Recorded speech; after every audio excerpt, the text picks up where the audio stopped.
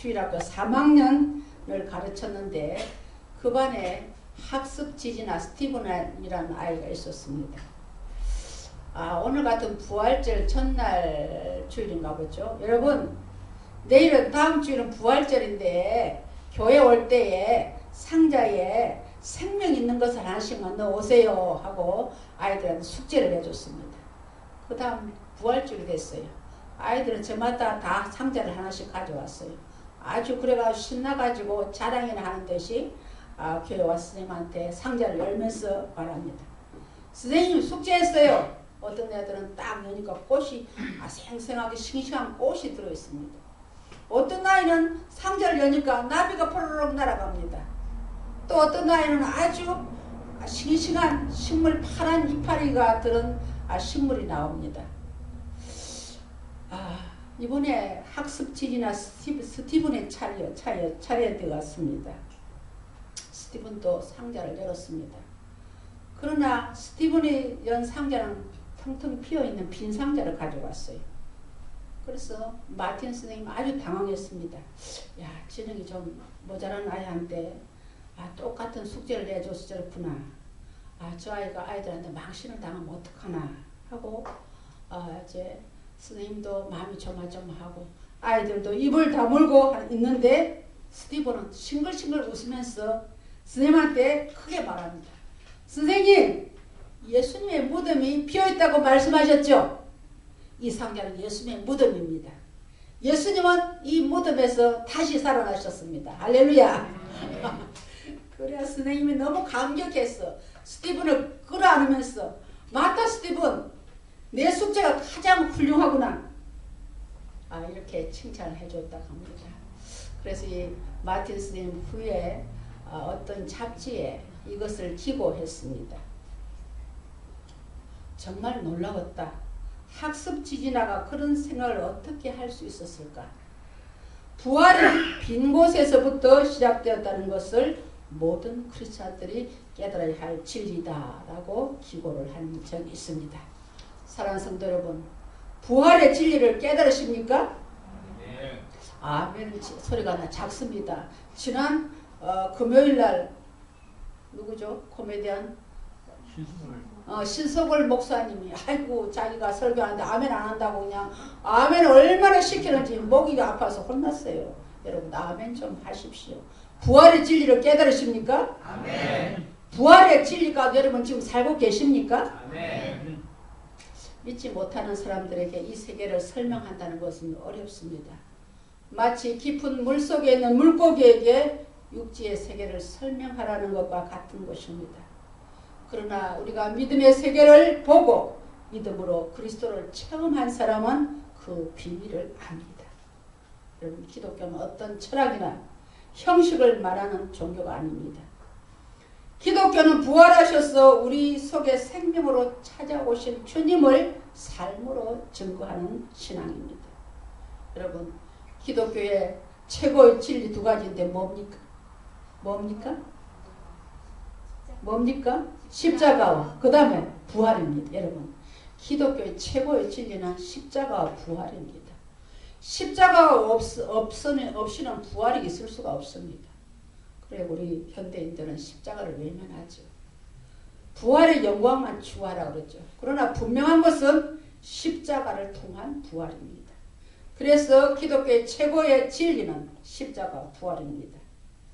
이 부활이 생명 안에서 시작되는 진리가 기독교인 것입니다.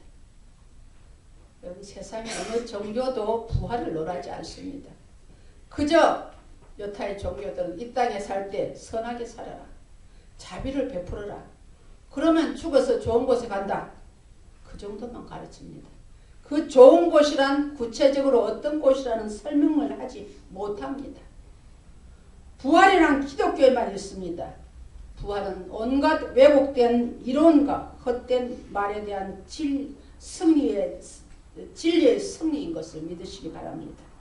기독교가 모든 박해와 핍박과 모략을 이기고 지금까지 설 수 있었던 것은 부활이 기독교의 진리요 알파와 오메가가 되기 때문입니다. 할렐루야. 부활에는 여러분 세 가지 차원이 있습니다. 첫째는 예수님의 역사적인 부활입니다. 예수님께서 십자가의 죽으심을 통해서 부활하신 사실적 사건입니다. 이것은 예수님 외에 그 누구도 경험해보지 못한 역사적인 사실입니다. 사람들은 이것을 이성으로 납득할 수 없기에 부인하려고 합니다. 그러나 그것은 사실이고 진실입니다. 여러분, 마태, 마가, 누가, 요한을 공간복음이라고 말합니다. 같은 관점에서 본다. 그래서 공간복음인데 성경의 사복음서에서 마지막 말미에 다 부활하신, 예수님 부활하신 사건을 기록하고 있습니다. 또한 현재 터키에 가면 성 소피아 사원에 소장되어 있는 50건 분량의 빌라도, 본디오 빌라도가 예수님을 재판한 그 재판 기록에 50건 정도의 분량이 소장되었다고 합니다. 그래서 예수님의 부활은 역사적인 사실이라는 것입니다. 만일 예수님의 부활이 거짓이라면 오늘의 교회는 존재하지 못할 것입니다. 여러분, 사람을 속이는 것은 잠깐 속일 수가 있습니다. 그러나 그 사건을 2000년 동안이나 속일 수는 없는 것입니다. 부활이 허구라면 벌써 기독교는 이 역사의 뒤에서 사라지고 말았을 것입니다. 그러나 부활의 역사가 실제이기에, 역사적인 사실이기에 부활의 역사가 교회를 통하여서 세상을 변화시킵니다. 부활의 역사가 있기에 기독교는 더 능력을 해가고 여기까지 존재할 수 있었습니다. 부활의 역사는 현재적인 사실적인 사건입니다. 두 번째 차원은 현재적인 성도의 부활 체험입니다. 예수 그리스도를 인격적으로 능력으로 만남과 개인의 만남으로 인해서 개인과 공동체 안에 변화의 역사가 시작됩니다. 그리스도 안에서 자기를 부인하고 자기 십자가를 못 박음으로 새로운 인생으로 태어나게 되는 것입니다.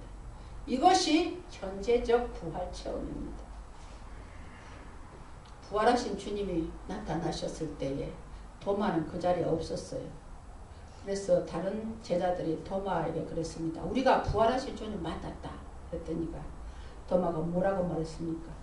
내가 그의 손에 못자국을 보며 내 손가락을 그 못자국을 또 옆구리에 넣어보지 않고는 믿을 수가 없다고 그렇게 말했습니다. 믿어지지 않는다는 거죠. 그랬더니 그 말을 하고 하는 여드레 후에 예수님, 부활하신 예수님이 또 나타나셨습니다. 그때는 도마도 있었습니다.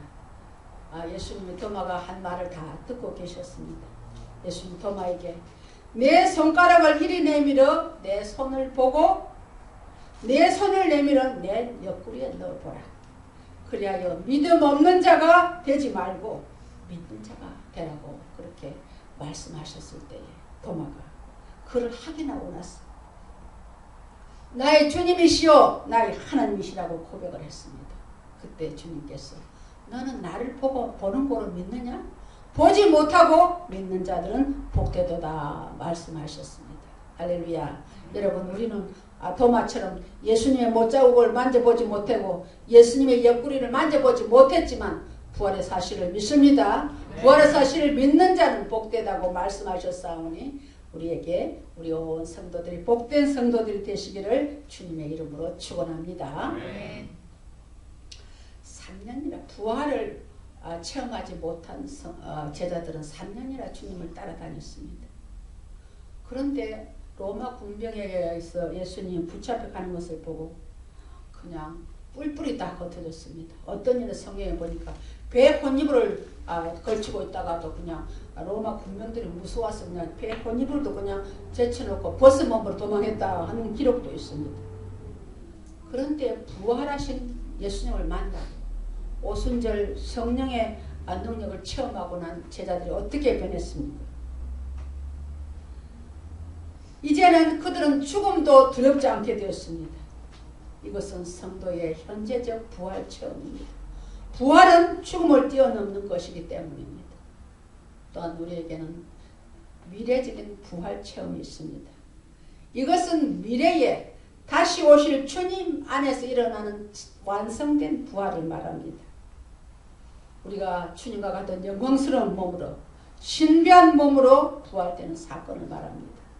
본문 오늘 24절에 보면 하나님께서 그를 사망의 고통에서 풀어 살리셨으니 이는 그가 사망에 매어 있을 수 없음이라고 말씀하십니다. 로마서 6장 9절에도 이는 그리스도께서 죽은 자 가운데서 살아나셨음에 다시 죽지 아니하시고 사망이 다시 그를 주장하지 못할 줄 알미로다고 했습니다.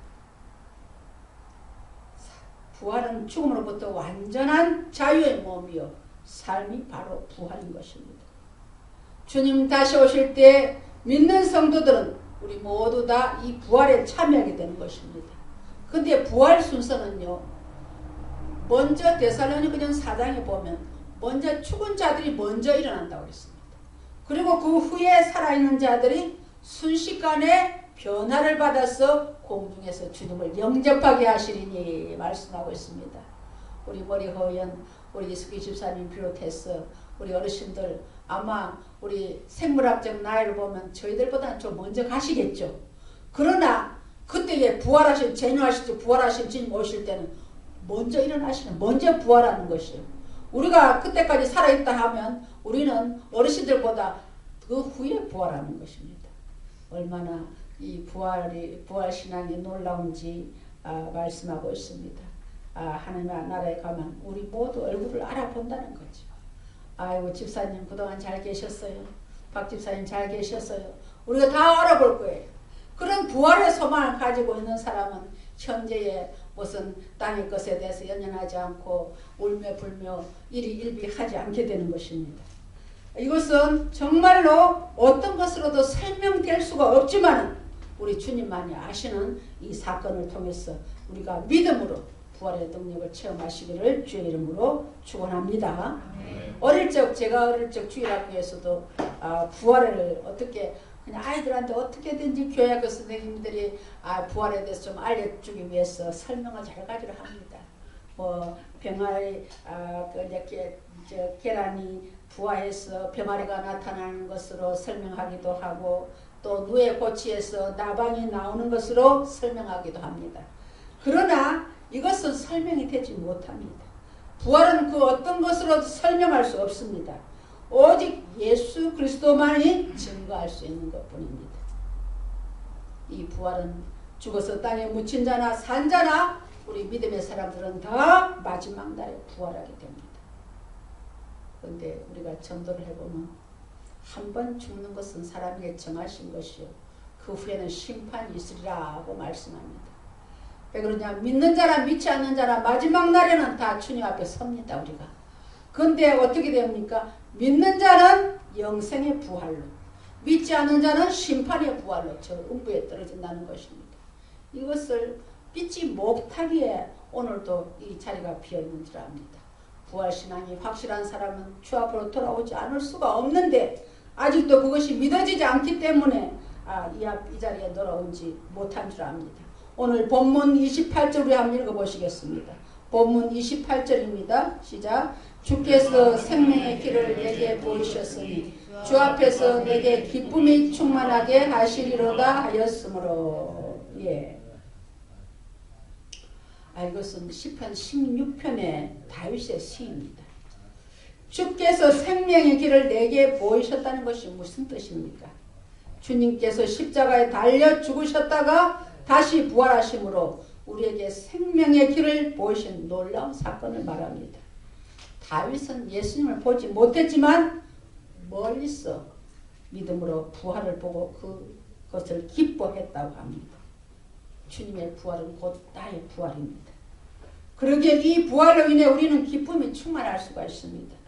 그래서 본문은 주님의 생명의 길을 내게 보이셨으니 내게는 기쁨이 충만하다고 말씀합니다. 오늘 본문의 말씀은 베드로의 오순절 설교입니다. 십자가 사건으로 두려워 떨던 저들이 부활하신 주님을 만난 후에는 성령 안에서 담대히 나가서 복음을 전합니다. 부활하신 주님 만나기 전에 벌벌 떨던 성도들이 부활하신 주님을 만나고 나서는 목숨도 두려워하지 않고 담대히 복음을 전합니다. 한 번은 베드로와 요한이 복음을 전하다가 산헤드린 공회에 붙잡혔습니다. 그들이 베드로와 요한을 위협합니다. 다시는 예수 이름으로 말하지도 말고 가르치지도 말라고 했습니다. 그때 베드로와 요한은 어떻게 말합니까? 사도행전 4장 19절로 20절에 보면 하나님 앞에서 너희 말을 듣는 것이 하나님 말씀 듣는 것보다 옳은가 판단하라. 우리는 보고 들은 것을 말하지 아니할 수 없다고 담대히 말했습니다. 여러분, 이 담대함이 어디서 나왔을까요? 바로 부활신앙의 능력인 줄 믿습니다. 우리나라의 어느 교회가 오랫동안 북한을 도우면서 평양에 과학기술대학을 세우려는 계획을 가지고 있을 때였습니다.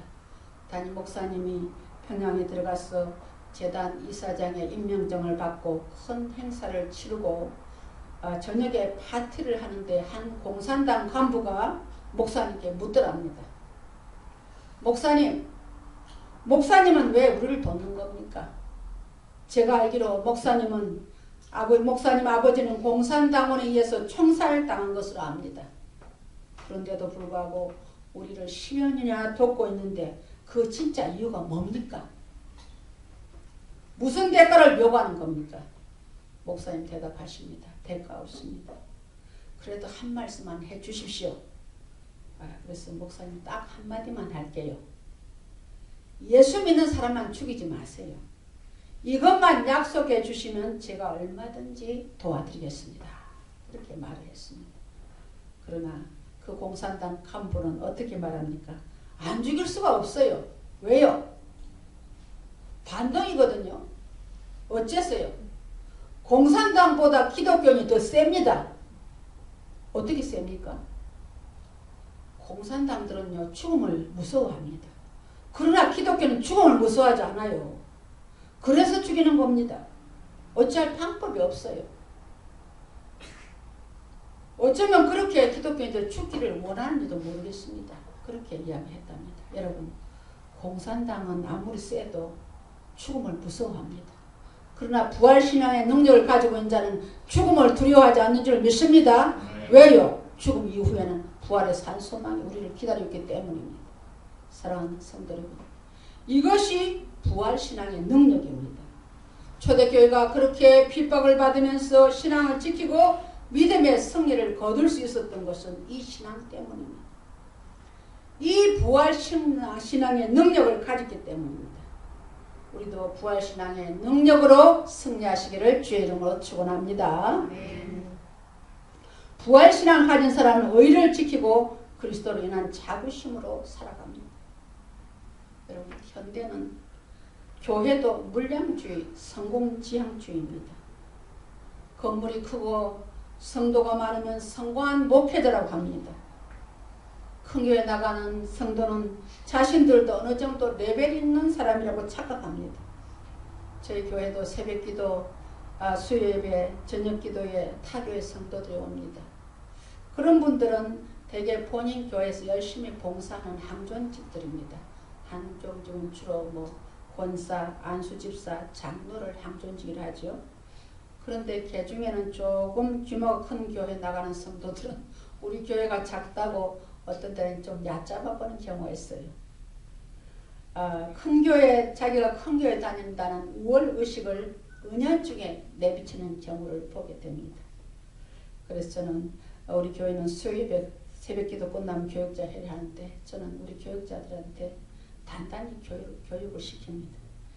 교회가 크고 작은 것은 주님 앞에서 문제가 되지 않습니다. 여러분, 주님이 어째 성경 신구약에 보면 우리 주님이 큰 교회, 대리석 교회 지었다는 기록은 없습니다. 주님이 몇만 명 목회했다는 기록은 없습니다. 주님을 따라다닌, 주님 십자가에 달릴 때까지 따라다닌 제자는 겨우 12명이었습니다. 그래서 그렇게 문제 삼지 말아라. 우리는 씨를 뿌리고 물을 주지만 자라나게 하시는 분은 하나님이시다. 하나님이 책임을 지시는 것이다. 다만 우리가 말씀을 바로 전하고 최선을 다해서 전도하고 헌신하면 이후에 주께서 판단하실 것이니까 조금 더 기죽지 말라고 합니다. 여러분, 이 정도 배짱 있고 하기 때문에 14년까지 이 교회를 지켜왔습니다. 저는 자부심을 가지고 있습니다. 최선을 다하고 하나님 앞에 우리 안창수 목사님 보시지만 우리가 14년 동안 저녁 9시 기도 불끈 거 봤어요? 그럼 저는 그거 자부합니다. 하나님께서 우리의 기도를 다 들으시는 줄 믿습니다. 때가 되면 하나님께서 이 척박한 지역도 하나님께서 예수의 마을로 변화시켜 줄 줄을 믿습니다.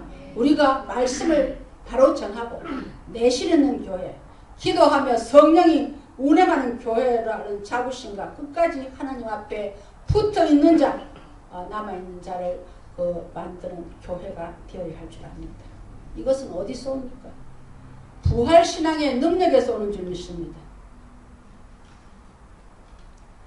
물량주의, 성공지향주의는 세상을 바라보지만 부활신앙의 능력을 가진 자는 하늘나라의 소망을 두며 하나님을 바라보는 자인 줄 믿으시기 바랍니다.